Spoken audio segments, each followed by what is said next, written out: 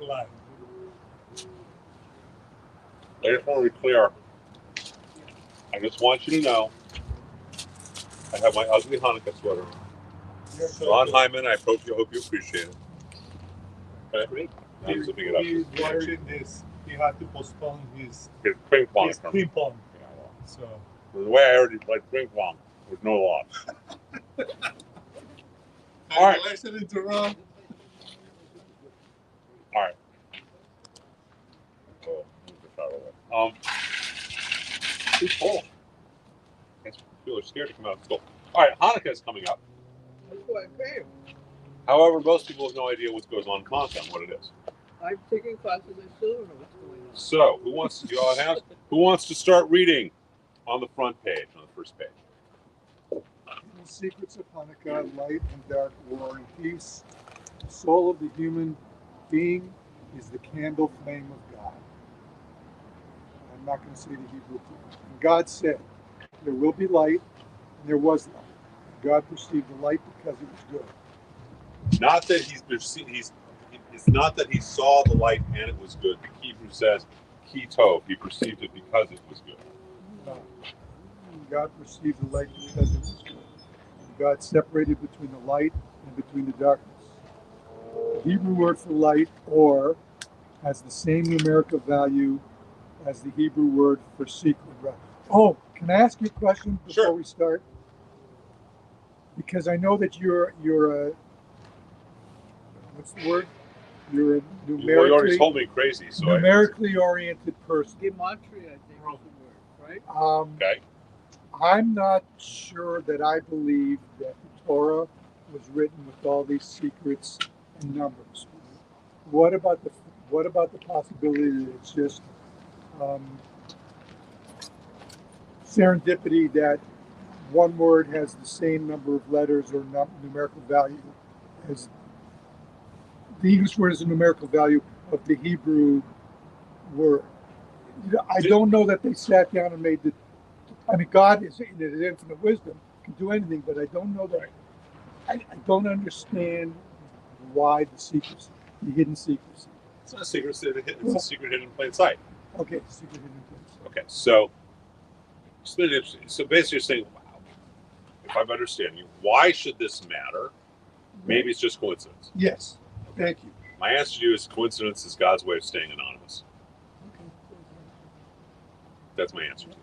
Okay? I get it. That the Hebrew letters are what they are. And it's not complicated to say Aleph is 1 and Bet is 2 and Gimel is 3, and then after you get to unit 10, it's Kaf is 20 and Lamed is 30, and right, and then you get to 100, and then you have 2, 3, 400. Okay, that makes sense. Right. Yeah. It's a numerical way of counting. Over there, so they all stay warm in some way. Thank you. Is it possible, please, to put like so much so they stay? Thank you so much. What I'm saying is the numbers were already there because God invented them. Well, the letters and numbers did we put this secrecy on just to keep the well, okay, so students busy? the words are the words, right? The numerical value is an obvious tie together. A is 1, B is 2, C is 3, right? So if that's an obvious tie together, the words are what they are, and then we see patterns if we look deeper. Okay? So, again, coincidence is God's way of staying anonymous. I think that's the answer. Okay? It's absolutely a... there's no way to...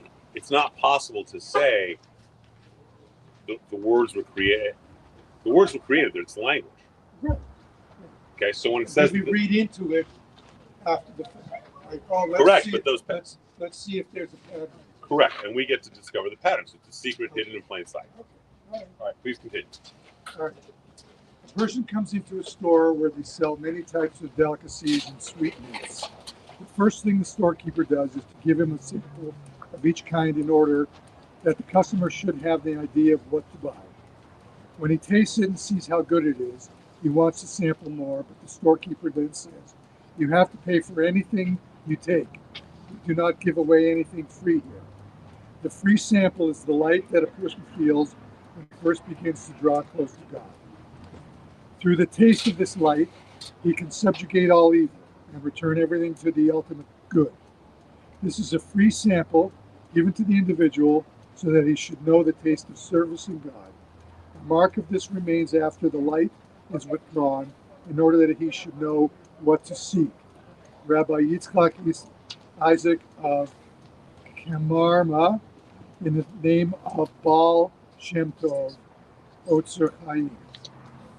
The Midrash asks. So the idea is that God gives us a taste of God's light. Now it's our choice to keep going. Okay, go on.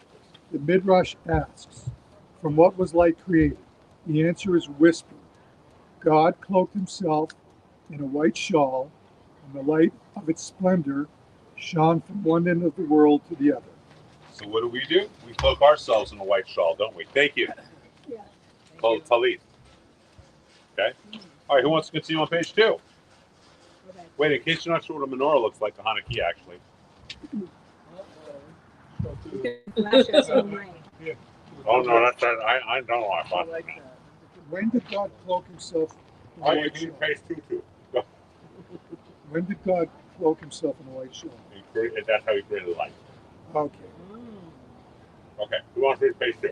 Many people mistakenly believe that Hanukkah is a celebration of military victory, but it is much, much more than that. It is a teaching about what we need to be willing to go to war for.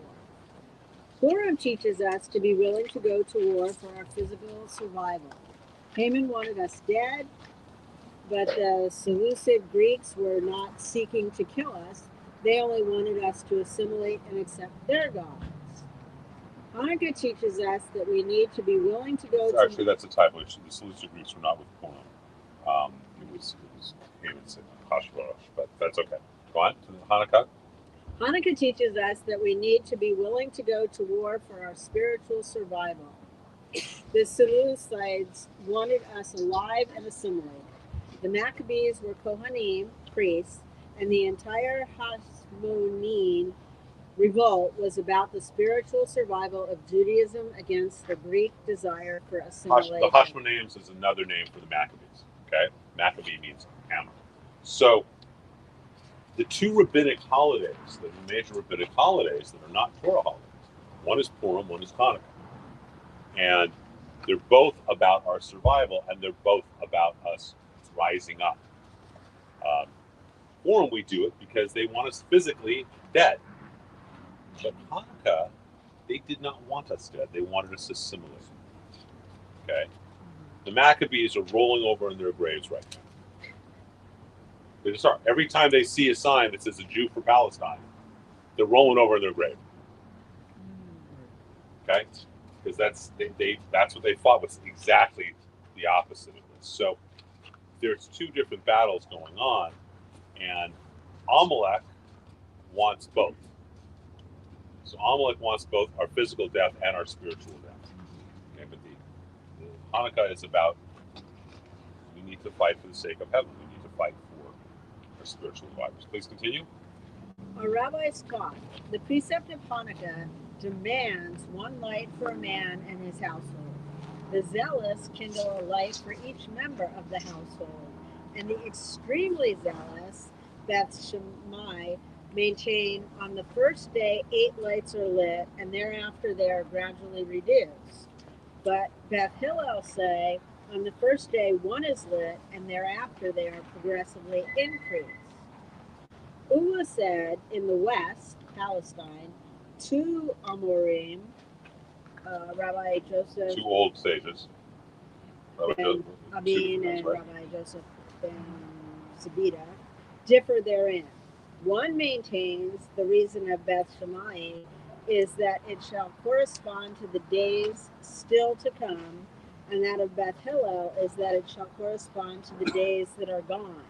But another maintains Beth Shammai's reason is that it shall correspond to the bullocks of the festival, whilst Beth Hillel's reason is that we promote in matters of sanctity but do not reduce. Simply put, Shammai says we start with 1, we go to 8. We start with 8, we go down to 1. Hillel says we start with 1, we go up to 8. And we side with Hillel, basically because it feels nicer. Can you go on the first night and light 8 candles? Absolutely. Okay, it's totally kosher. If you walk into a home, confuse everybody, but it's absolutely allowed. Okay, who wants to read page 3? I will. The menorah was an ancient temple and had a total of 7 branches. The Hanukkah or Hanukkah menorah had a total of 9 branches. Right, because it's 8 plus 1. Okay, go on. 8 plus the Shemash. The Hanukkah lights up 10 paths. Does that make sense?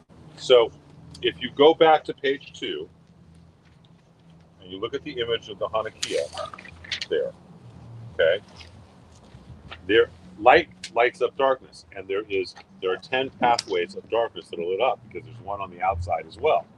Right, so if you count it, it becomes 1, 2, 3, all the way to 10. Right, there are actually 10 pathways that are lit up by the Hanukkah, not by the menorah, but by the Hanukkah. We continue. The Hanukkah lights up 10 pathways, 10 commandments, 10 Sephirot, 10 utterance of God in creation. The Hebrew letter Yod, that's that little guy. The first letter of God's name, and Yod literally means hand. 2 prayers, 1 biblical commandments of Hanukkah based on Genesis 50. So let's talk about this for a minute. I'm just going to teach okay. this a lot easier. Okay. There are 2 formulas. We did this in a class a couple weeks ago, right? There are 2 formulas for prayer. Blessed are you, Lord our God, rule the universe, who brings forth bread from the earth. Then, blessed are you, Lord our God, rule the universe, who has sanctified us with your commandments and commanded us to kindle the Sabbath lights. Right? So one is just Baruch atah Adonai Makalam. The other adds Asher Kirishanu b'mitzvotav v'tzivan. With me? Okay. If it is if the source of the prayer is biblical, it includes the sanctified us with your commandments and commanded us to. If it is rabbinic, it does not. Okay? So, bless you, Lord our God, rule the universe, who sanctified us with your commandments and commanded us to kindle the Sabbath lights, is based in biblical. Right? Blessed are you, O Lord our God, rule the universe, who sanctified us with your commandments and commanded us to wash our hands. Biblical. Blessed are you, Lord our God, ruler of the universe, who brings forth fruit of the vine. Created the fruit of the vine. Rabbinic. Make sense? Everyone with me? Yes or no? Yeah? Yes, Okay. yes. On Hanukkah, is that my good side? Oh, that's good. I feel like Tootsie. Can we move the camera farther away? The answer to that question is that's not your good side. There- The there- other one isn't either. So how's that? So, what's right behind me? Better than a raccoon. Yes, the raccoon's like The raccoon likes to pee on me. So. Okay, so your son's the which my son's made into a slow motion video. courtesy of our Okay, so there's 2 lessons now. On Hanukkah, and the first time you do something, you always say the Shachianu, okay, which is Baruch atah Adonai Makalam Shachianu v'kiyamanu v'hiyanu l'zman hazeh. Is it biblical or rabbinic? Rabbinic. Rabbinic. Okay. So on Hanukkah, forget about the Shachianu for a minute, the first night. Each night we say 2 prayers, right?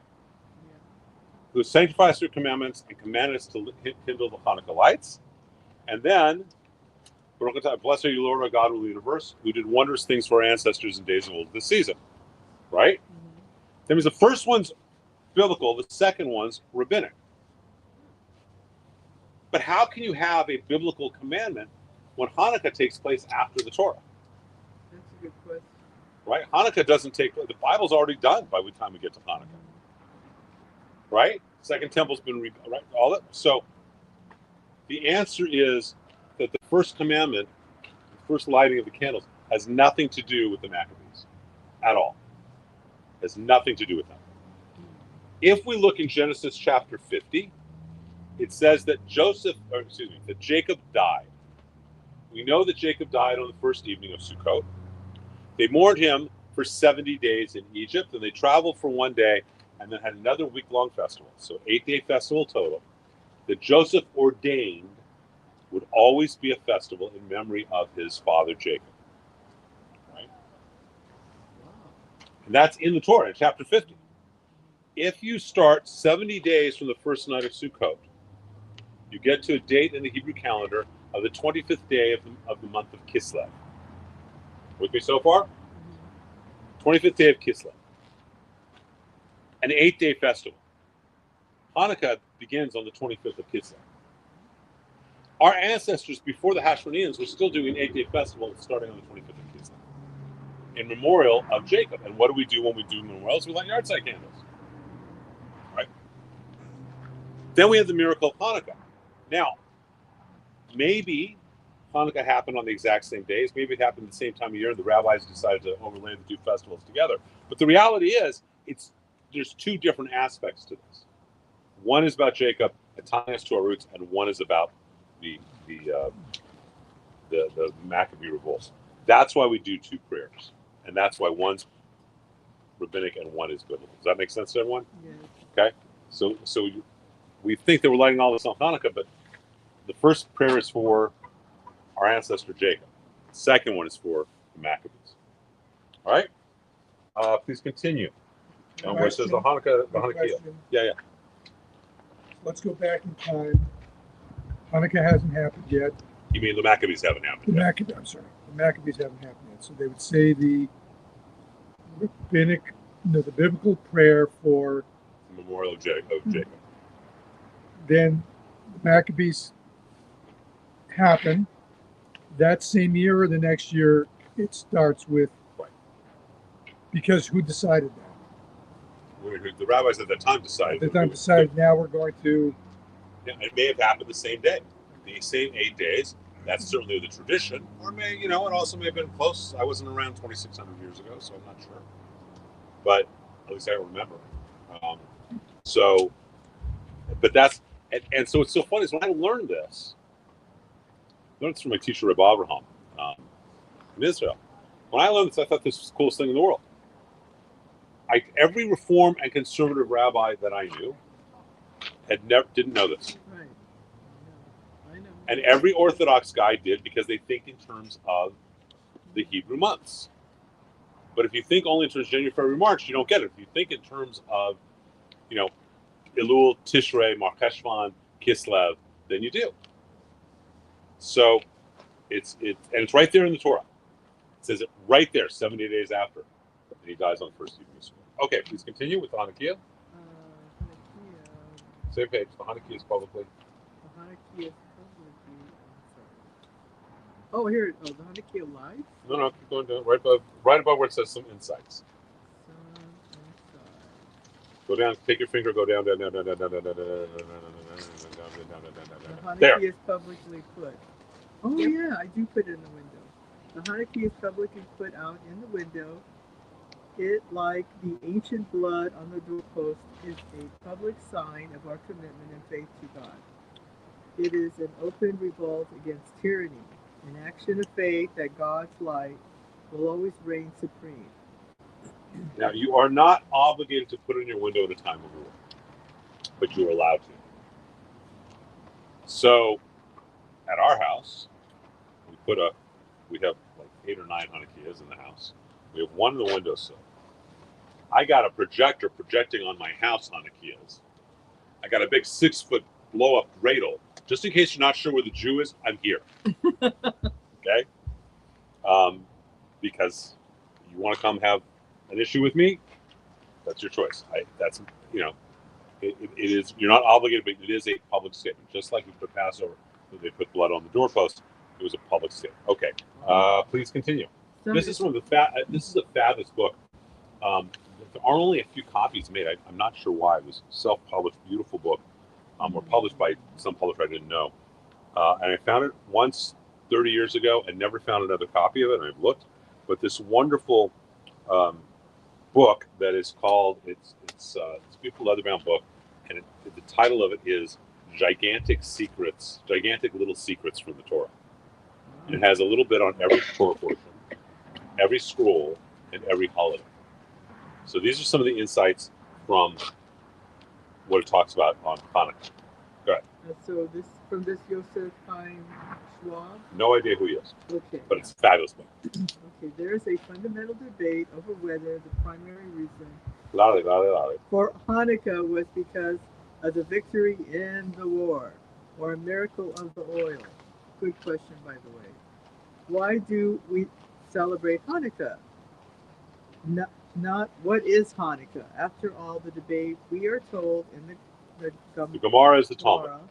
The Gemara, that the primary reason is the oil, not the war. If so, why do all the special prayers of the day talk about the war only? And So not, there are special prayers for Yeah. the days of Hanukkah that you do in your daily service. Okay. And if you're very observant in that service, there's special days. And they talk about the war. Okay, and not the oil. Okay. According to, is that his name? Meaning Bet? Many big yeah. Shiva. The reason is that it is unnecessary to talk about the oil because there is a menorah in the window and we are commanded to light with a blessing. And we are constantly reminded, but we're lighting candles most of the time. Anyway. Well, but you how many of you use oil lamps? I have. It's kind of a mess. Oh, it's a pain in the neck. but it's fabulous. Was it a pain? Well, it depends. Which oil lamps do you use? We have a Hanukkah that has 9 slots and 9 holes. And you get the triangular box and put one in each time, right? Right. I did it once. We have a wick in it. And you put a wick. It has a wick in or are you pouring in the oil or are you pre-buying the ones We that pour are? on oil every night. Okay. When I've done it on our ones that doing it it's always challenging. Oh, we have a small funnel. It's just challenging getting it lit and keeping it lit. And it does. And then it's a tiny fire. And the hard one is the shamash, the first one. Well, you certainly can't pick it up and light the other candles. Yeah, it's with much it. harder. You can't. Yeah. It's much harder. But it's really beautiful to do an olive oil lamp. It is. That might be paraffin oil, but yeah. Yeah, it's beautiful. It's beautiful to do. It's a wonderful thing. And you can buy as well for most Hanukkahs that you have that fit a candle. You can buy it's a triangular box, and it's all the right amount of. They're all little oil holders with a wick in them, and they fit right into your Hanukkah just like a candle. But it's olive oil, so as soon as you light it, it becomes liquid. You know what else you can buy that's neat? You just bought them. They make these tinfoil, Wicks. tinfoil cups to put your Shabbos candles in. Yeah. You're not spending Friday to the next Thursday cleaning your. For Shabbos, that's great. For I bought them Hanukkahs. for Hanukkah now. Oh, I didn't know that. They're tiny little Where'd you buy them? foil things. Amazon, of course. Amazon, where? Amazon on me. I will look at it because that actually takes away all the mess of the candles. Because it takes 1 year to clean the Hanukkah What? to be ready for next year. Oh, cleaning them out. Getting this- Thank you. Oh, I didn't know Alice is that. going to love that. Blown away. I mean, the olive oil is great. It's really great. So I have one that's these flasks of olive oil, and it's so difficult to lit, and you've got to put the separate wick in. But they're beautiful. It's great to do with olive oil. It's great to do with oil. And you can also buy, though, in your ones that you have that will fit right into where the candle fits. Oh. And it's already pre-made. And they come in a triangular box. I forget whatever the right amount is. And you just put them in, and at the end of when they burned out, you just take it out and replace it with the next one. You get 44. Yes, that's the right number. Is 44. Yeah. That's And the 44 means, or you'll tell us later. I didn't even think about it, but 44 is Dom, which is blood. But it's really how many Hanukkah candles How many come in Hanukkah the box, candles you because you have, 2 the first night, 3 the second night, 4. Okay. It's And it comes in, it's a triangular box, and you can buy it. Just take out. It looks. Imagine this with a little piece coming down like this, and you just boom, sit it right in the candle holder. This piece fits right in like your candles. They're only about this tall, and you can light Light it with a match. with a match or with a shamash with a candle. Well, you can light it with It makes it very easy if you want to actually have in your Hanukkah this year. If you want one of them to have oil, please continue. Finish off this paragraph. Move on. We are constantly reminded about the oil. The battle, however, does not have any visual Any visuals to remind us. to remind us. So we talk about the war in our prayers. Furthermore, if there was enough oil for 7 days, what does Wade do? What Wade do? I do typos, okay? It's why do. Why do? Okay. I thought maybe a new English word. I didn't know. Where do we keep it for 8? Answer. Even the first day was a miracle because the oil was split into 8. So one day had enough to burn the full. Oh, I get it. Yeah, to burn the full day. Got it. But why did they divide the oil for 7 branches? Oh, that's a good question. 7 branch menorah into 8 parts. What was the significance of the number 8? Answer. A few months prior to this, they had been forced to miss the celebration of Sukkot, of Torah, which lasts for 8 days. So, as to make up for this, Hashem wanted Hanukkah to last 8 days. Hence the miracle. So people think that it was a flask of oil and it just got less and less and less and less and less. Right. No. That's how we all grew up if you grew up in a Reformed synagogue. No. They took the one day's flask, they split it into 8 parts, and each 8 lasted for a day. But if you grew up in a Reformed synagogue, you didn't learn that. Yeah. But that's how they did it. And so it was an 8-day miracle because every day, which should have lasted for 3 hours, lasted for 24. Make sense on it? Okay, who wants to continue reading? Who else?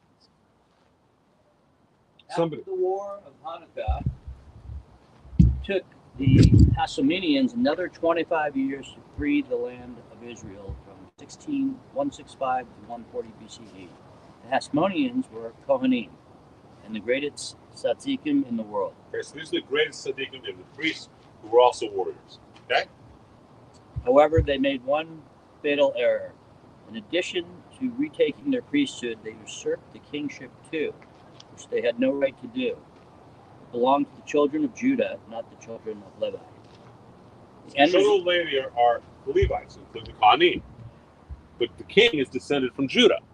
David is a line of Judah. The Hashmoneans, when they took it back over, they not only were the priests, but they also took on the kingship, which they should not have done. Should be a separation of power. The end result of that, after 100 years, they ended up being some of the greatest Rashaim in the world. Most corrupt ones. And caused the destruction of the Second Temple. They became traitors to Hashem and intermarried with non-Jews. And because of this, Rabbi Yehuda HaNasi, author of... Yehuda HaNasi is the author of the Mishnah. Who came from Yehudim, didn't include a tractate for Hanukkah. So, Rabbi Yehuda HaNasi is descended from the line of Judah. He assembled the Mishnah, which becomes the Torah, or the Talmud, excuse me. So he could have made a tractate on Hanukkah. There's a tractate on every other holiday, right? There's a tractate Yom is on Yom Kippur, tractate Rosh Hashanah is on Rosh Hashanah, the tractate, but there's no tractate on Hanukkah. And it was his way of saying, you know what? You Maccabees have done great things, but you also became evil and you became corrupt. Okay, please continue. There was also not one in Purim. This was his way. There is one in Purim. I'm sorry. Even though there is one for Purim. This was his way of showing his disapproval for them, usurping the kingship which belongs exclusively to Yehuda, not to Levi. And talking about Hanukkah is mostly, if I remember right, in the tractate on Purim and in the tractate on Sukkot. Most of it, I think, is in Sukkot. When it talks in the Talmud about that's where he plays. Okay, please continue. The word Hanukkah is inaccurate. It stands for God. Caustic, that stands for God. Candles and law. Because of the house, praise. Sheet, Nun, Vav, Chav, Chet. So each of these words, this is the English translation, but it stands for these words, way of remembering what Hanukkah stands for. Okay? For God, for candles, instead of for Chai, for Nerot. Okay, go on, please. What's in our caustic? Acrostic, or an acronym, actually. So, my name, so when you hear like Rambam from Maimonides, it stands for Rabbi Moshe ben Moshe. We call him Rambam. It's just the RMBM. Chabad is an acrostic, or excuse me, acronym. It is because it stands for Chochmah Bina Da'at, 3 different energy centers that are discussed in the book by Rev Shmuel Zalman of Liodi, the Tanya, which is the foundation of Chabad. So that's when we say Ari for Rabbi Isaac Luria, it's for the holy Elohai Rabbi Yitzchak, the holy Rabbi Isaac. So Hanukkah stand is also, besides being dedication, it also reminds us what this holiday is about and different things about. In this case, God, candles, law, etc. Okay, go on. Why do we spin a dreidel from the top while we shake a grogger from the bottom? This symbolizes They're basically the same toy. A dreidel you spin like this, and it goes like this, and a grogger you're like this, right? The handle's on the bottom. Why? Go ahead. This symbolizes that our salvation on Hanukkah came from above. Hashem was motivated to help us, even though we didn't deserve it. There was no public suba. However, on Purim, our salvation from below as a response to the fasting, praying, and Tu Shabbat. We therefore hold the grogger from below. Hanukkah was an onslaught against our religion, whereas Purim was an onslaught against our bodies. Okay, so it's, again, they're the same toy, and they're both rabbinic holidays. Jack, did you want a cigar, or are you going to leave me as the only cigar smoker? It's okay. No, it's okay. Don't. Jack, it's fine. I rolled them together by hand. I harvested the tobacco. You don't worry about it. I rolled them on my thigh. Don't even concern yourself. All right. So does that make sense about what this is about? Okay, please continue. Hitler and Hanam before him, racists, didn't care what type of Jew you were. They wanted to wipe out the entire Jewish people. The Greeks, on the other hand, atheists, wanted to wipe out the Torah and all signs of our religion. Therefore, we light lights on Hanukkah to symbolize the battle for Torah lights, whereas we eat a festival meal on Purim to remember the fight in Hashem's name to preserve our physical well-being. Similarly, Nazis as opposed to communism means racism as opposed to atheism. Although Does that make sense to everyone? Yeah. Communists is atheist, the Nazis were racist. Go on. Communist is racist. Although one led to the other. Hitler, Hanam, as opposed to Ashtash, Lenin, and Stalin. So isn't that great? There's a little insight from this book. This book is a fabulous book. And there just aren't a lot of copies. I've never been able to find a second copy of it. It's just this great little book that's published like how many years ago, and can't find. All right, War and Peace, because this is a holiday. We've just learned that it's about war, isn't it? So who wants to read about War and Peace? Somebody loudly. Okay. Our rabbis taught, "Thou shalt not hate thy brother in thy heart." Babylonian Talmud, Mas Arachin 16b. We don't want wars, even when we win, Golda Meir. And the Lord said to Moses, "Write this for a memorial in a book and recite it in the ears of Joshua, for I will completely put out the remembrance of Amalek from under heaven." And Moses built an altar and called its name Adonai Nisi. For he said, because the Lord has sworn that the Lord will have war with Amalek from generation to generation. So Amalek, we are commanded to fight always and destroy. However, okay, I'll put this up. That was a hint, wasn't it? Rabbi Shogut's book, Amalek. So we go to war only for the sake of heaven. We do not go to war to gain land. We do not go to war for other reasons. We have two examples. We went to war in Purim for our physical survival, and on Hanukkah for our spiritual survival. They wanted us alive, but they wanted to totally assimilate us. Amalek wants both our spiritual and our physical destroyed. They start by attacking the weak. So this is the one case where we are commanded to destroy, not defeat. But God forbid we ever take joy in it. So please continue. Rabbi Shochet's book, Amalek, the Enemy Within. And if you go to war in your land against an enemy who oppresses you, then you shall blow an alarm with the trumpets, and you shall be remembered before the Lord your God, and you shall be saved from your enemies. Numbers 10. How many of you were bothered by the fact that Israel has consistently been announcing, we're going to bomb you, Hamas, on this building very soon? Seems kind of stupid, doesn't it? Right? That's why. This is why. It's not because we're getting pressure from anyone. It's because we are commanded to blow the shofar and let them know we're going to attack. It's not easy, makes it harder, but that's what we're commanded to do. And so that's why Israel does that. Israel doesn't just sort of, start bombing indiscriminately. Go on, please continue. The Seleucids are considered the descendants of Amalek, as they started the war against us by attempting to prohibit us from our Jewish values and practices. Despite the odds against them, the Hasmoneans chose to be spiritual warriors, and with God's help triumphed over those who would assimilate us into their values. It's pretty self-explanatory. Go on. We must always be willing to enter conflict war when our values and practices are being threatened.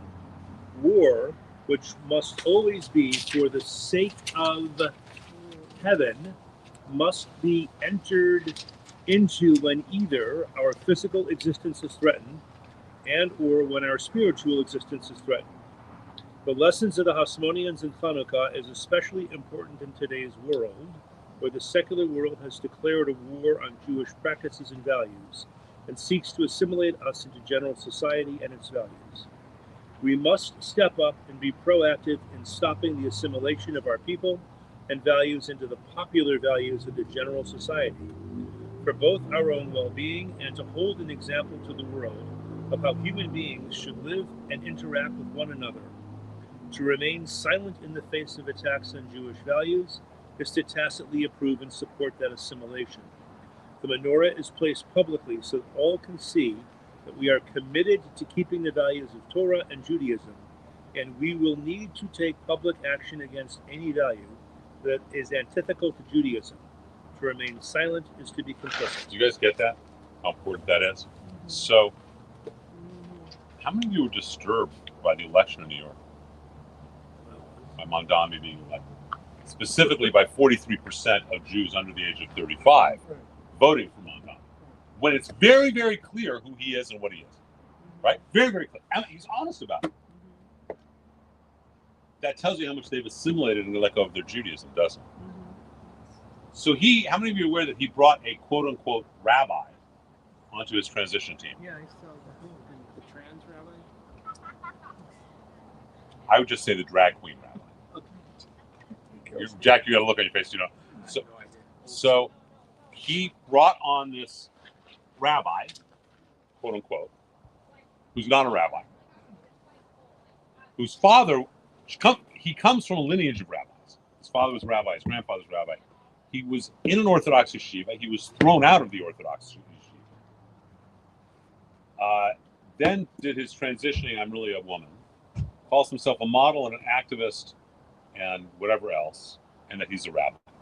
This is who Mondami is saying, oh, look, this is what a Jewish leader looks like. God. This is who a Jewish leader is. Anyone find a problem with that? This is, if I'm a non-Jew and I'm being told this is what so my choices of Jewish leaders is either some guy with payas who thinks that he is better than everyone else, right? And chosen doesn't mean better, wink, wink, nudge, nudge. Or this guy, drag queen. Those are, if I'm a non-Jew, I'm being told those are the two choices of what Jews look like. No wonder they're all Meshuggah. There's the what? No wonder all the Jews are Meshuggah. Well, no wonder the non-Jews are saying there's a real problem with this. Yeah. Mondami did an ad with four quote-unquote rabbis. And then he said, and so there are four Women. Is it the women? They're not women. I think one or two of them are women. At least two of them are not women. They're men. Okay. Dressed as women. And they come up, hi, Rabbi, hi, Rabbi, hi, Rabbi, hi, Rabbi. We're rabbis who support Zoran Mandami. And all Jews should vote for Zoran Mandami. Anyone else have a problem with this? And it's not about being conservative, liberal. It's about, this is not, Judaism is pretty clear, right? You're male, you're female, or you're tom-tom, where it's not identifiable because of birth disfigurement or accident. You cannot change your Y chromosomes, X chromosomes. Is what we want being put out to the world a drag queen rabbi? No, that's No, what but they it's want. brainwashing. They're being brainwashed. It's not. And understand, this is not about. Look, I have a dear friend who was the first openly gay rabbi in the conservative movement. This isn't about being gay. This isn't about the sexuality. Okay, this is about a whole other thing. J.B. Sachs is an amazing scholar and just a wonderful, wonderful man. And I've been talking about, I'm sure he's offended by this. Oh, look, rabbis are either, Jews are either going to be black hat crazies or they're going to be trans crazies. That's problematic, isn't it? Yes, it is. Okay? And that's assimilation. That's the assimilated values that are being put out. And it's hard. Okay, please continue reading. Good. The peace is more important than the conflict, and so there are people specifically forbidden from taking on certain conflicts so that a circumstance doesn't arise where the war is won but the peace is lost. For this reason, even in the war against the Seleucids, there were those who were not allowed to participate in fighting for our spiritual survival. Our goal of war is peace. It is to conquer the darkness and bring light, and we do not want to lose the peace. And so there are people that are not allowed to go to war. Please go through them very quickly. When a man has taken a new wife, he shall not go to war, nor shall he be charged with any business. And he shall be free at home 1 year, and shall cheer his wife whom he has taken. Okay, A newlywed newlyweds can't go. Go on. In Parsha Shoftim, in the book of Deuteronomy, we are given 4 additional categories who are specifically forbidden from protesting going to war. He who has built a new house and not dedicated it. He who has planted a vineyard but never harvested it. He who has betrothed a wife but has not married. He who was afraid and disheartened, my emphasis, you must not protest in sorrow, but only in passion and joy of serving God. Okay, so these are all people who are forbidden from going to war because it's not going to bring more light into the world than doing it. Go ahead. There is a commonality with all these groups that are forbidden from going to war. They are all in the process of creating something new, and the conflict would dishearten them. We are taught repeatedly that the Shekhinah does not rest in the presence of disheartenment or depression. Okay, so we have war laws. Hanukkah's a reminder. Remember, all these prayers, our community doesn't say, but if you're doing 2 services a day, you would be saying prayers during Hanukkah that are all, they have additions during Hanukkah, just like between Passover or between Sukkot and Passover, we say the prayer for rain and wind. There are prayers that you say during Hanukkah, and they all revolve around war. We need to remember this is a holiday about war and about peace, and what are our rules of war? Who wants to continue reading? Where it says in Judaism. Someone else. Come on. Anybody. Somebody. In Judaism, Loud like here. I can't say. in Judaism, it is imperative that we only go into conflict not for our own benefit, but for God's. The idea is to eliminate our desires from the equation and instead only go to war, as we must always do against Amalek, for Malchut Hashemayim, for the kingdom of heaven. This is ideally prevents us from killing lives in order to acquire stuff. It also is designed so that we are concerned with peace, since that is obviously what God wants for his creation, as opposed to acquisition of money, land, power, etc. By placing ourselves as warriors for peace as opposed to warriors for acquisition, it changes our internal reality. We view our opponent as an opponent, not an enemy. As soon as we have hate in our hearts for our opponent, we lose the entire purpose of conflict, which is a higher resolution that is inclusive and done in the name of spiritual purposes. The Hasmoneans did not hate the Seleucids, but but knew that they needed to be defeated so that we could continue to perpetuate authentic Jewish values and practices for both our own sake and as a model for the world. I have said for over 2 years, I'm very clear, we need to destroy, not defeat Hamas. But I do not hate the Hamasniks. And I cry that we have to kill them. Does that make sense? For most of the, certainly for the first year and a half to 2 years, I cried pretty much every day since October 7th. In the last 6 months, I've cried less because I think I'm just so exhausted. You know, it's 3 a.m. emails beat me up. But God forbid we ever rejoice in the death of our enemy. God forbid. Is there a Loud, Megillah Hanukkah? Is there what? A Megillah Hanukkah? No. So where do we get the story from? The Book of Maccabees, Okay. which was not canonized. But that's where we get it from. The external historical source is Josephus, among other things, but it's not a canonized book. There's not a Megillah copy. Okay. There's Yeah. 5 Megillah. Yeah. Do Loudly. you believe that God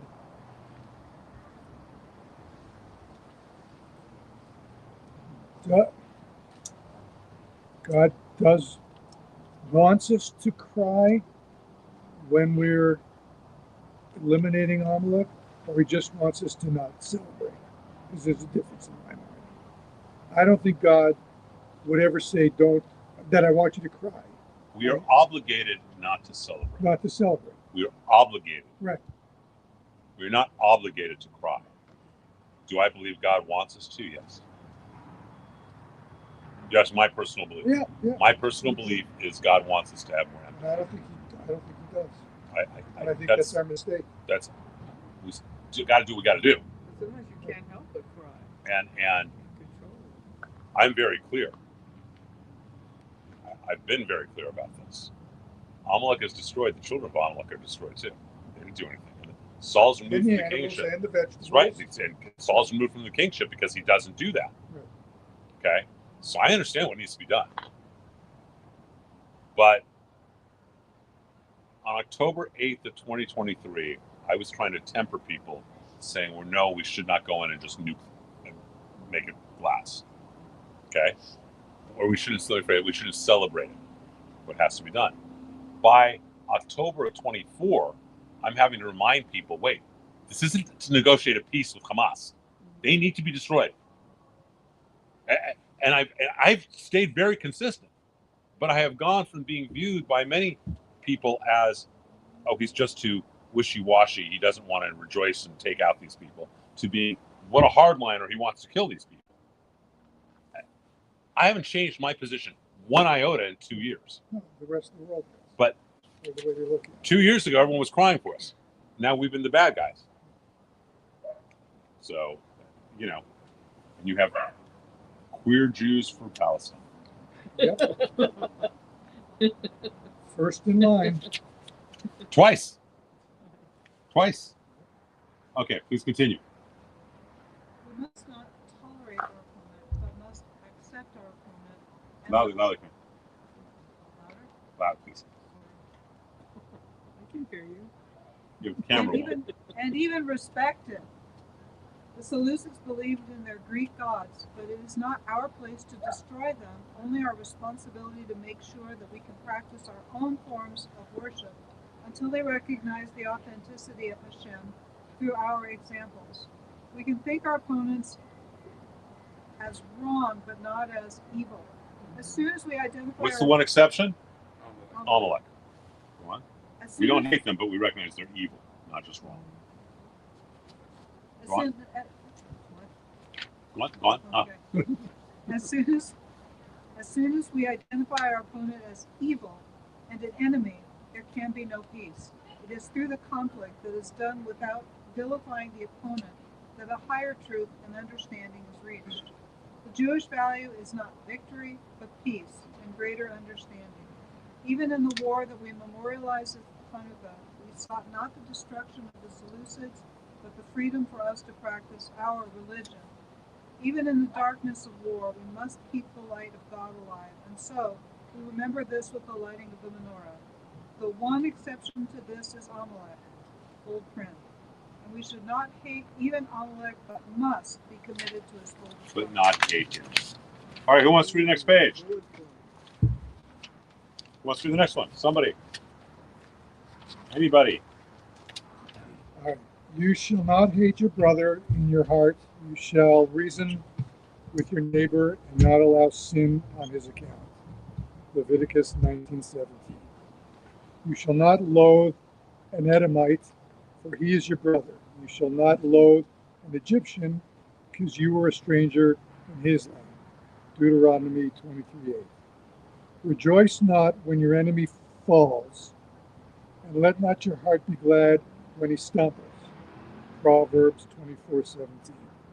Holy One, blessed be he, does not rejoice in the downfall of the wicked.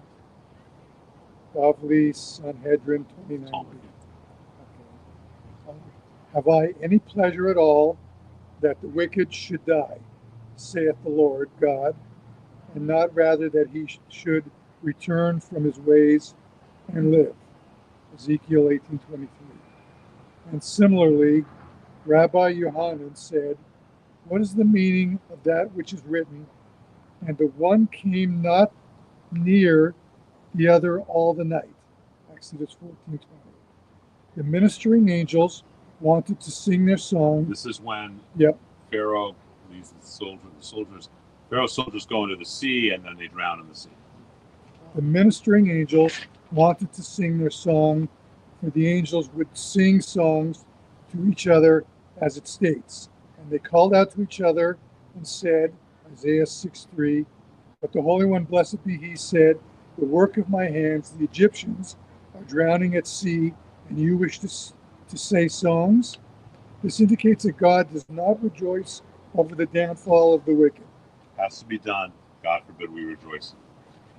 And it's so important in these days, right now, to remember that. It's important to remember that the Hashmoneans, the Maccabees, win the war. It ends up being 25 years, but they win the war. They get back to the temple. First thing they do is light. They sanctify it. That's our job. We may have to, as part of our job, destroy and defeat, but we don't ever, God forbid, rejoice in it. Please continue. In Judaism, the purpose of conflict or war of any sort is to arrive at a deeper resolution of peace that is consonant with the Jewish values of seek peace and pursue it. Psalm 34:14. The conflict must be for spiritual purposes, for the kingdom of God, and not for personal gain or goals. It is a Jewish value that no person has the ability or right to define another person as evil. Yeah, but wait a minute. But we define Amalek as evil. No, God defined Amalek as evil. We don't define. God said this is evil. This must be destroyed. What is this? This is what goes out consciously to attack the weak, the young, the old, the infirm. If you go out and consciously go to attack that which is weak, that is a choice to be evil. It's not that they're So you attack an army, and there are civilian casualties that happen. Okay, there's a term for it. Collateral damage. Thank you. Right, there's collateral damage. That's qualitatively different than going out to go kill the children. It's a qualitative. That is evil when you're going out to go kill the children. God defines it, not us. It's a Jewish value that no person has the ability or right to define another person as evil. None of us are that all-knowing. If we view our opposition as evil, it gives us permission to do whatever is necessary in order to defeat that evil, and we become Machiavellian and lose our values and ethics. You're shaking your head. Go on. Say it. You can't speak from both sides of your mouth. Our worst enemy is Amalek. Right. They're evil. So why can't we defeat evil? Like, why are we so afraid to defeat evil? We're not afraid. We're supposed to defeat evil. We're supposed to destroy evil. Excuse me. So, destroy evil. Everyone else is And not we, evil. and we are given permission to do whatever is necessary in order to defeat that evil. We're given that permission, Yes. Yes, we don't. No, we're not. It's not permission. Well, We are given the commanded. obligation. the obligation. Right. Exactly. But Amalek is the unique case of the rule. But we're fighting Amalek right now. Hamas is Amalek. Hamas is Amalek. So let me ask you a question. Is it on?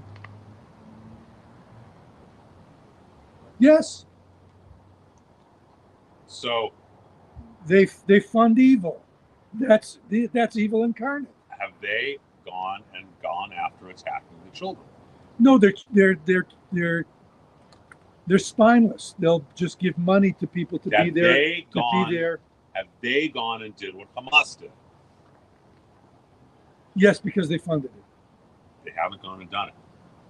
Yes, because they funded But they it. are responsible. They didn't They're do that responsible. act. But they didn't do that act. So how do we judge them? Right? If the judgment is on action, how do we judge them? Why isn't funding evil an action? It's not the same action as going out.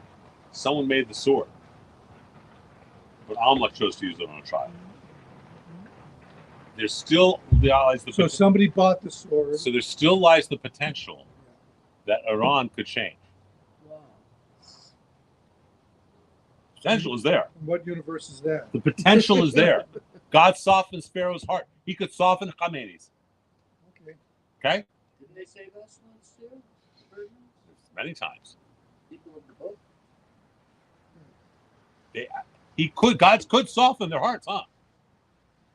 Yes. Right? He can't make up for. There's nothing even God can do that makes up for raping and killing a child. There is a qualitative difference. Does that make sense? That makes total sense. So there's the difference between defeating and destroying. Yes, Iran needs to be defeated because they want to destroy us as a culture, as a nation. Okay? So yes, they've declared war. We need to defeat them. Not a question. But do we need to destroy them? They didn't go and they weren't the ones who went into a house after bombing it, and these two children, these two boys are and videotaping it, screaming. One doesn't have an eye, one doesn't have an ear, as they go into the fridge, and these Hamas guys are taking a soda and drinking it.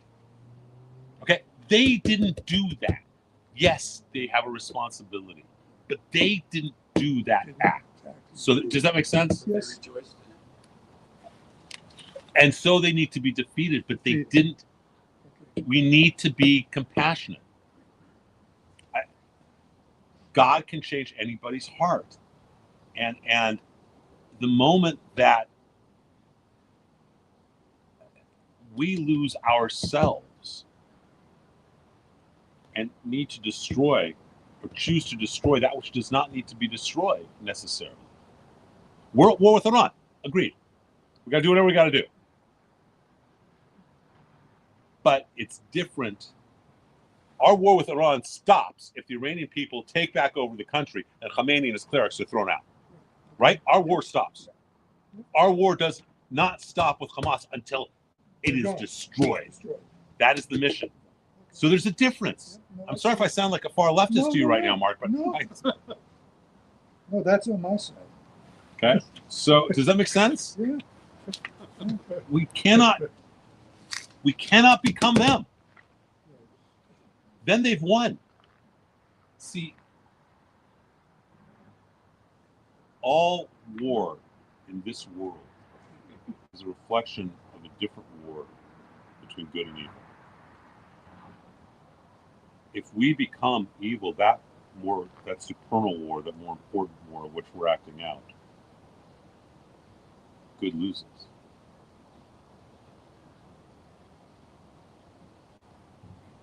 We can't let ourselves do that. I don't want to stop crying. I have a very big conundrum right now, which is Larry Elder is an old friend of mine. He's been a friend for 30 years. Okay. And Larry asked me a couple of weeks ago, because he asked me a year ago and I didn't get around to it, so I really tried to avoid it. He said, look, I thought you were going to help me get to see the 47-minute GoPro footage. So I'm arranging with the Israeli consulate right now so he can see it. And he wants me to watch it with him. I don't want to. I don't. I've been too involved in this for 2 years. I don't have it in me. And yet, I feel an obligation. I don't need to see this. I've seen enough. On the one hand. On the other hand, if it helps me remain compassionate and empathetic, then it would be good. If it only makes me angry, then it would be bad. Does that make sense? Totally. We are fighting a war within ourselves between good and evil inclination. The moment we decide we need to destroy all our enemies, we have lost. Even if we destroy them all, we've lost. Because we're not supposed to destroy them all. We're supposed to defeat them. There's only one we're supposed to destroy. Just one. And you know that it's a problem, but there's a bigger conflict that we need to be aware of in our own souls. I don't. Does that make sense to everybody when I say it that way? It just, Jack, you look like you want to say something. Well, no, it makes sense, but we're human, so it's difficult for us to not hate them. It's very difficult. It's a fight I'm dealing with every day. Look, I'm writing and reading all about every single day. You guys know that, okay? But I refuse to lose that battle, and so I'm conscious that it's going on. It'd be very easy to say, you know what? Let's just wipe them all out. We can. Let's do it. Let's make lots of golf courses. My kids will have jobs when the new golf courses are built. Okay? But then we lose. And I will tell you my opinion, and many people disagree with this. Probably most of you will disagree with this. I believe Benjamin Netanyahu has been amazing. Because he's walked this fine line. Everybody's pissed off at him. People who want him to, everybody just sort of pissed off because he's not. People who want him to just back off are pissed off at him because he's not doing that. I think he has walked a line that I think in 50 years he's going to be viewed as a Churchill, as one of the great leaders of our time. I really do believe that. Except there's one problem. Except what? Except there's one problem.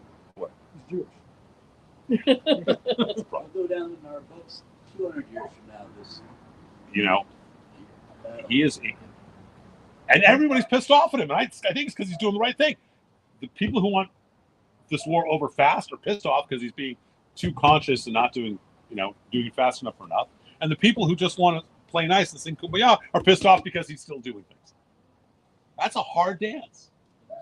And I think that the key is, people forget when they think about Netanyahu. How much of his background do you guys know? Read his book. So do you know about his brother? How many of you know about his brother? His best friend, his brother was killed. I think that deeply, deeply affected him. So, but we can't go around destroying everybody. Then we lose our Judaism. Nor can we just let the threats be.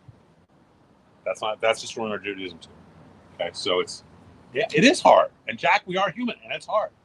That's why it's a good fight. One moment at a time. It's a good fight. One day we're fighting it. Every day we fight it.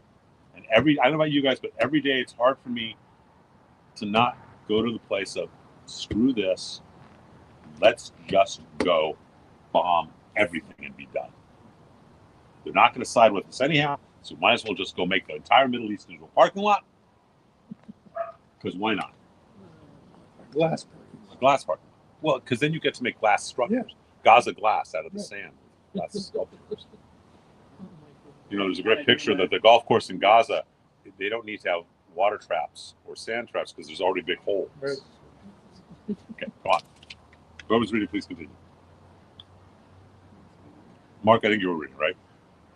Well, I can continue. Again, the exception is Amalek. But even with Amalek, we must strive to both recognize the unredeemable evil that they perpetuate, but to take no joy in our commandment to destroy them. There's the sentence. That's it in a nutshell. Yep. And part of it is to realize that God is saying Amalek is unredeemable. Right. God is saying, I cannot redeem Amalek. Whereas Pharaoh, you can redeem. Which means Khamenei could wake up tomorrow morning, having had a vision of God, and he could wake up and say, I'm wrong, I'm done, and there could be changes. Granted, it's highly, highly unlikely, but it could happen is the point. The guy who did what they did, what Hamas did, doesn't matter what he wakes up and does. The evil is done. He's dead. If he's dead. Oh, yeah. A lot of these Hamas guys aren't dead. All of them. But, yeah, it's starting guy. One guy Sinwar is, Yeah. but a lot of these guys aren't. You know. No. All right, please continue. Mark, go ahead with the next Oh, paragraph. okay. In every conflict that Jews have been involved in, we find that it is for the sake of heaven Let's see. and in order to pursue a real peace. The Hasmoneans and Bar Kokhba revolt of ancient times, all the way through the Warsaw Ghetto revolt, and wars in modern Israel have all been based on this concept. In the few exceptions to this rule, such as Saul, etc., we find that not only is the war lost to the Jews, but there is no resolution or peace that results. You cannot shake hands with a clenched fist, Golda Meir. The moment that we view our opponent not as a creation of God, with a legitimate point of view that we disagree with, but view them as an enemy, true peace becomes impossible. We must open our hearts and our hands and view our opponent as teachers from whom we can learn and whom we must respect. Otherwise, our arrogance of being right leads us to actions that are antithetical to real peace. Let us all view those we disagree with as wrong and work together to achieving a greater understanding and experience of the divine through the conflict and subsequent peaceful resolution. Okay, and obviously the exception is wrong. Okay, who wants to read about light and dark? I will. Okay, go. With you is the fountain of life. By your light do you see light. Psalms 36:10. Your word is a lamp to my feet, a light for my path. Psalms 119, 105. In Judaism, physical light is an extension of the spiritual light of God that permeates the universe. Light illuminates darkness. Light illuminates as a path so that we can follow the consciousness and presence. Spiritual life force is expressed as God's light permeates through the world, contains a vessel. These vessels are letters of the Hebrew. Let me explain that. The idea is that the letters of the Hebrew Aleph base are the vessels that contain God's spiritual light. The letters have power. They have energy, they have power. When you read Torah, you can see it easier, but they do. Go on, please. Okay. Fundamentally, light does not belong to this world. Really? Mm-hmm. Okay. Rather, it is an Emanation of a different essence from the other side of reality. Light serves as a symbol of good and beautiful of all that is positive. Light is a gift from the other side. Okay, makes sense. The Talmud points out that the menorah stood at a remove from the table. What is it? The menorah was not on the holy table. Oh, okay. An earthly king retired for the night would place the light on a table by his bed. Finally, the Talmud contends again from scriptural evidence that in Solomon's temple the windows of the building were wide on the inside and narrow. That's right. They're wide on the inside, narrow on the outside. Okay, suggesting that the holy light of the sanctuary flows out to grace the world. Oh, that's interesting. In short, the true purpose of a menorah, according to the Talmud, was to offer testimony to all humanity that God's presence resides among the people of Israel. And once having affixed this meaning to the menorah, it was but a small step to an eternal light in the synagogue to signify the same comforting message to Jews whenever they might be dispersed. Interesting. So if you look at our ark You guys have all seen our art. And there are 10 gemstones where the 10 sefirot are. And the light inside the Torah comes through each color, which corresponds to a different energy center. It comes through this size. Each one's this size. But when it comes out, it spreads out. This was not designed by accident. I know this because I designed that art. So I know what the intention of it was. Okay. All right. So Rabbi Bacher. Ben Asher, 1250 to 1340, explains that the soul derives joy from the candlelight. As the verse states, the light of the righteous will rejoice. Interesting, Proverbs 39. How come? The soul is made up of divine light, and it is natural to delight in something that is of a similar makeup. This is the case even though the candle generates mere physical light, whereas the soul light is spiritual. So when you light the Hanukkah candles, you get happy. Yes. Well, yeah. Why? Because They're just candles. But it's the light that it emanates from. Exactly. Read the last paragraph, please. It emanates light. See, like even your water. A flame has three components. There is an inner blue or blackish part of the flame that hugs the wick and consumes the oil. Then there's the bright bulb of the flame. Bright body of the flame. Yeah, I'm trying to imagine this. Okay, which provides the light. Lastly, there's the third level, a subtle aura that surrounds the frame. That's true. These three parts correspond to the three components of the soul that are mostly closely associated with the physical body: nefesh, ruach, and so there are actually three parts to each flame, isn't there?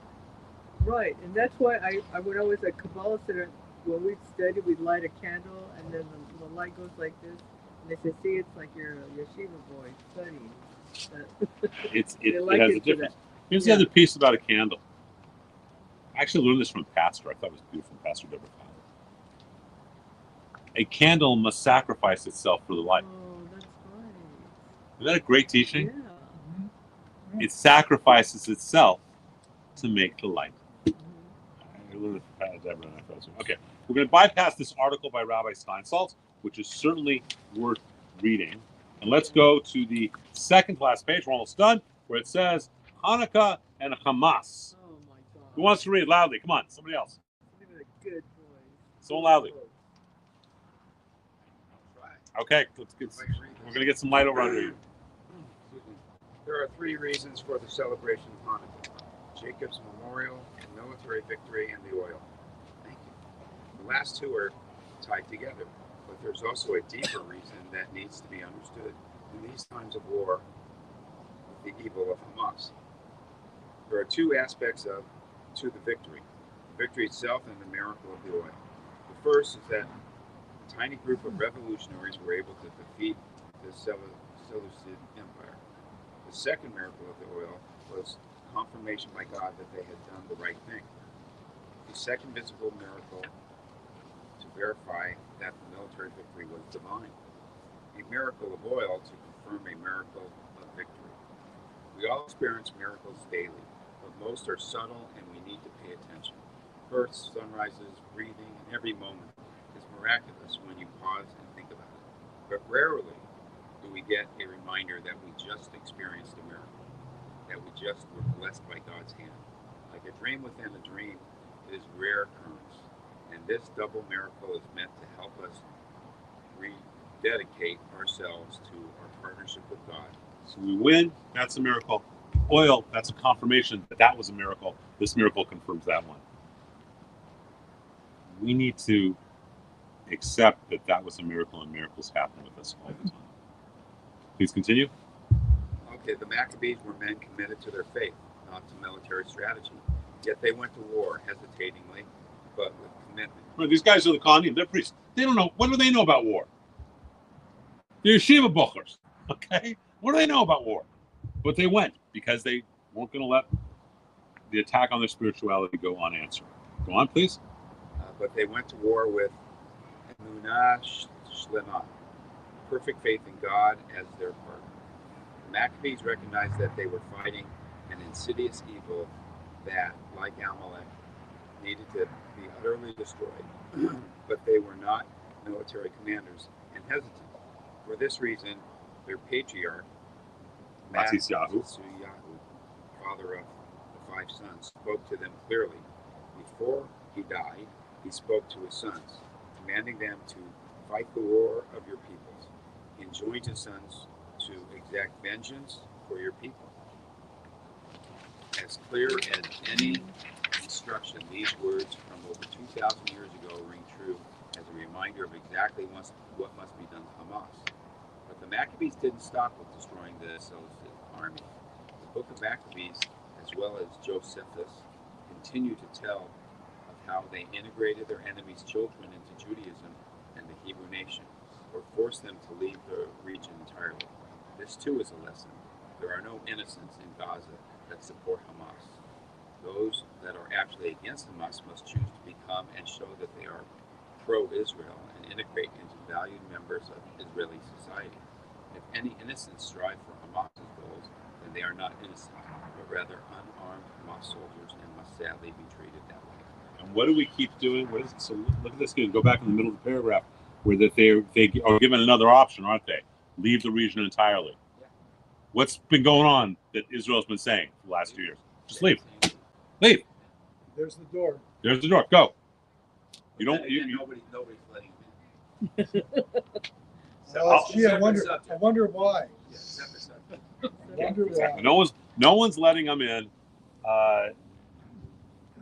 But everyone expects Israel to take it. Saudi Arabia is what, 40 times the size of Israel or something? They got lots of land. And I still like the piece of how many of you saw the clip? It was going around 2 years ago. It was a clip from the show The Golden Girls. How many of you saw this? This is hysterical. It's Beatrice Arthur, Betty White, and Rita Moreno, and they're talking, and Betty White says that if she called a radio station, or that she heard a radio station, someone on an interesting planet, Rita Moreno says it was her, and that she has a plan for the Palestinians. Now remember, this is the Golden Girls, so it's 1980s, right? 70s, 80s, 80s. Right? What's the plan? Well, let's send them all to Greenland. Beatrice Arthur, who was always hysterical, was like, Greenland? They're a desert people. Well, there's lots of land up there, and no one's using it. Give them some coats; they'll be fine. The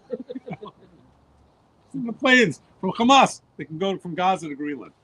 Okay. Good idea. Okay, please continue with the last paragraph. Last paragraph. The Maccabees knew that the entire ancient world would be against them, but they also had absolute faith that God was their partner and would be their ally in ensuring that the nation of Israel would be redeemed and made whole. And they won an unwinnable war. This was a miracle, but there might have been those who didn't see God's hand in the victory. And so the miracle of the oil reminded everyone that God has his hand on our shoulders.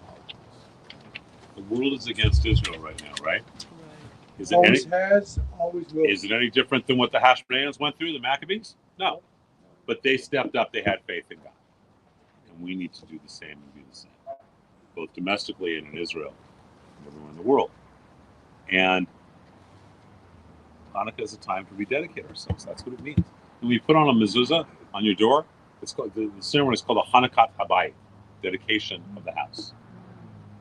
Hanukkah means dedication. We need to dedicate ourselves, not just to victory, not just to light, to destroy that which needs to be destroyed, to defeat that which needs to be defeated, and to never rejoice in either.